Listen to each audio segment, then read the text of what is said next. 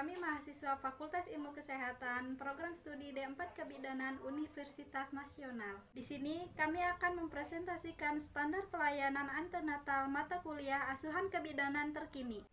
Manajemen asuhan kebidanan adalah pendekatan dan kerangka pikir yang dilakukan oleh seorang bidan dan menerapkan metode pemecahan masalah yang sistematis dimulai dari pengumpulan data, analisis data, diagnosa kebidanan, perencanaan, pelaksanaan, dan evaluasi.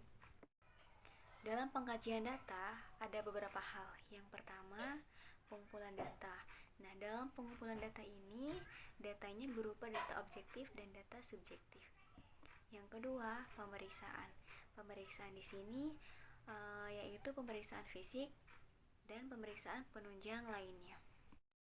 Langkah yang ketiga yaitu interpretasi data dasar.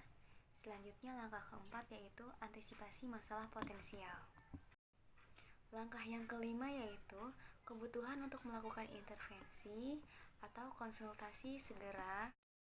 Langkah yang keenam yaitu rencana pelaksanaan, dan yang terakhir yaitu pelaksanaan dan evaluasi tindakan.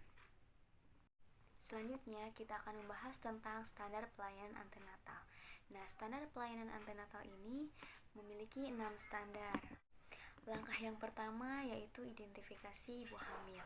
Nah, kita sebagai seorang bidan harus berinteraksi dengan masyarakat untuk memotivasi dan mendorong ibu-ibu, suami, serta keluarga agar mau melakukan pemeriksaan antenatal secara dini. Yang kedua yaitu pemeriksaan dan pemantauan antenatal. Nah, di sini pemeriksaan minimal dilakukan sebanyak 4 kali. Nah, agar kita mengetahui apakah adanya komplikasi secara dini atau tidak. Langkah yang ketiga yaitu palpasi abdominal atau perabaan pada perut ibu. Nah, hal ini bertujuan untuk menentukan usia kehamilan. Selanjutnya untuk menentukan posisi dan letak janin atau bagian terendah janin. Selanjutnya langkah yang keempat yaitu penanganan anemia dalam kehamilan. Nah, hal ini kita sebagai bidan harus melakukan pencegahan dan penanganan apabila terdapat ibu hamil yang mengalami anemia tersebut. Selanjutnya yaitu pengelolaan dini pada hipertensi kehamilan. Nah, di sini kita sebagai seorang bidan harus mendeteksi dini bahwa ibu tersebut mengalami kenaikan tekanan darah atau tidak, serta kita pun harus mengetahui tanda dan gejala preeklamsi dan lainnya. Serta kita harus mengambil tindakan yang tepat dan merujuknya apabila ibu tersebut mengalami preeklamsi ataupun eklamsi. Langkah yang terakhir adalah persiapan persalinan. Pada trimester ketiga kehamilan, kita sebagai seorang bidan harus melakukan penyuluhan kepada ibu mengenai persiapan persalinan tersebut. Nah, siapa bidan yang akan menolong, di mana tempatnya, transportasi yang digunakan memakai apa, biayanya, serta pendonor yang akan mendonorkan kepada ibu apabila terjadi komplikasi, dan kelengkapan surat-surat yang digunakan oleh ibu. Selanjutnya, standar minimal pelayanan antenatal. Dalam memberikan asuhan kehamilan, ada 7 standar yang harus dilaksanakan. Yang pertama itu timbang berat badan. Kenaikan berat badan selama kehamilan rata-rata 6,5 sampai 16 kg. Selanjutnya, yang kedua, mengukur tekanan darah untuk mencegah terjadinya hipertensi atau preeklamsia pada kehamilan. Selanjutnya, yang ketiga, mengukur tinggi fundus uteri untuk memantau pertumbuhan dan perkembangan janin. Pengukuran dilakukan dengan menggunakan jari sebelum usia 22 minggu dan menggunakan sentimeter setelah usia kehamilan 22 minggu.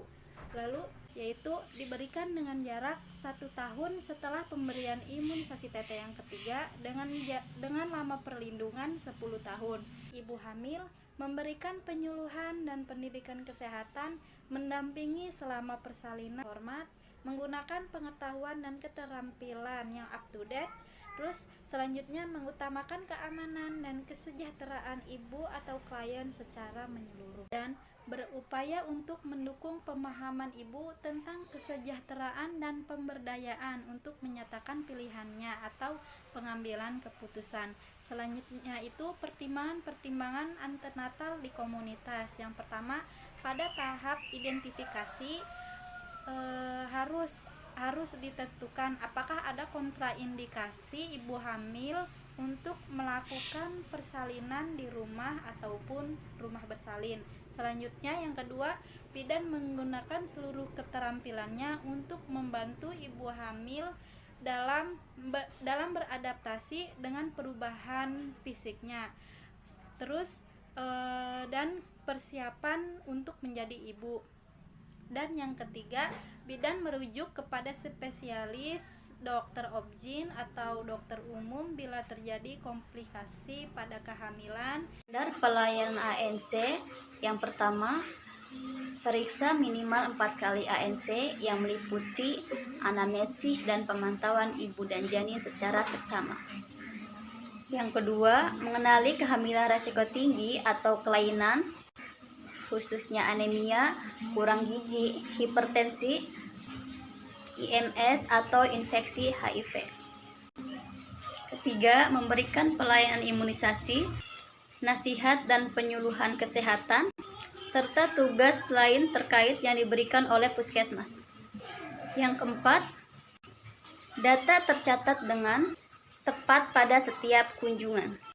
Yang kelima, bila ditemukan kelainan, mampu mengambil tindakan yang perlu dan merujuknya untuk tindakan selanjutnya.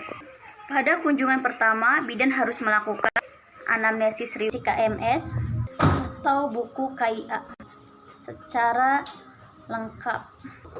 Memastikan bahwa kehamilan itu diharapkan, tentukan hari taksiran persalinan, kemudian memeriksa HB, berikan imunisasi TT sesuai dengan kebutuhan.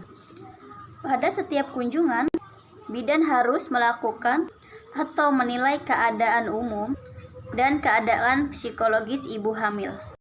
Kemudian memeriksa urin, menimbang berat badan dan lingkar lengan, mengukur tekanan darah, cek HB pada kehamilan 28 minggu atau lebih sering jika mengalami anemia, menanyakan apakah FE diminum dan persediaan cukup, menanyakan dan memeriksa tanda dan gejala IMS, ambil tindakan yang sesuai, mendengar keluhan dengan penuh minat, dan memberikan dukungan moral, merujuk dan memberi nasihat jika diperlukan. Bimbingan tentang tempat persiapan transportasi jika diperlukan, dan persiapan persalinan. Mencatat semua temuan pada KMS ibu hamil atau buku KIA. Standar pelayanan minimal alat. Standar alat, peralatan yang digunakan harus dalam keadaan bersih dan siap pakai. Alat dan bahan untuk antenatal. Pelayanan antenatal tersebut meliputi yang pertama, kartu pencatatan hasil pemeriksaan seperti register kohort ibu, kartu ibu, dan KMS. Yang kedua, surat rujukan. Yang ketiga, gestogram atau diagram untuk menghitung usia kehamilan. Yang keempat, timbangan dewasa. Yang kelima, pengukur tinggi badan. Yang keenam, tensimeter. Yang ketujuh, stetoskop. Yang kedelapan, stetoskop janin. 9, Medlin. Yang ke-10, jangka panggul. Yang ke-11, alat pemeriksaan HB. 12, peralatan suntik. 11, peralatan untuk memeriksa urin. 15, sabun dan air untuk mencuci tangan. 16, tablet zat besi folat. 17, vaksin tetanus toksoid. 18, refleks hammer. 19, kom. 20, bengkok. 21, tempat sampah. 2, bahan habis pakai. Terima kasih. Raise a cup of